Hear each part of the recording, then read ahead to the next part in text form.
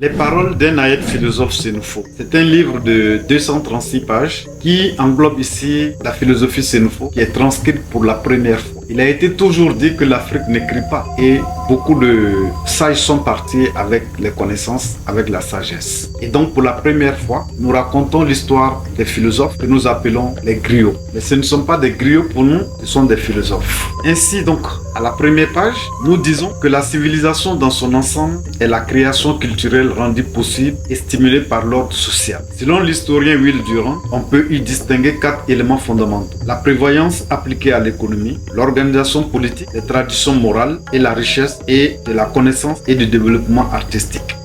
Les deux derniers éléments, à savoir la tradition morale et la recherche de la connaissance et du développement artistique, seront mis en exergue dans ce travail de recherche. Ces éléments renferment tout ce qui est le produit de la pensée et de l'intelligence humaine. L'histoire de l'humanité révèle d'ailleurs que tous les peuples ont fait montre d'égalité de l'esprit sur toutes les parties de la planète. En Afrique particulièrement, depuis le bassin du Nil jusqu'au Cap de l'Espérance, de Tombouctou au pays Massa, les différents peuples ont une histoire jalonnée de pensées philosophiques.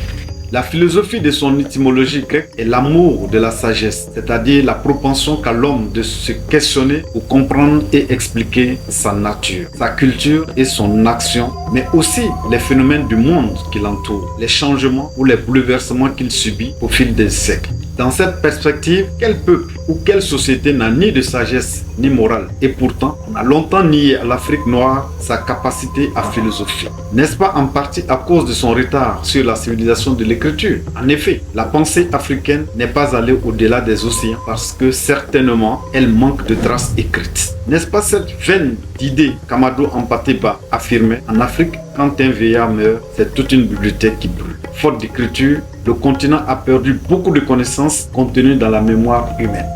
Et donc, c'est pour résoudre cette problématique que nous avons écouté plusieurs cassettes enregistrées dans les années 60, dans les années 70, 80, des histoires racontées par des sages que nous appelons en Afrique les griots et qui pourtant ce sont des détenteurs de la sagesse et de tout ce qui se passe dans l'humanité et autour d'eux. Alors pour tous ceux qui veulent commander ce livre, ce joyau et cette connaissance qui est écrite, vous avez le lien et vous avez les contacts. Bonne lecture.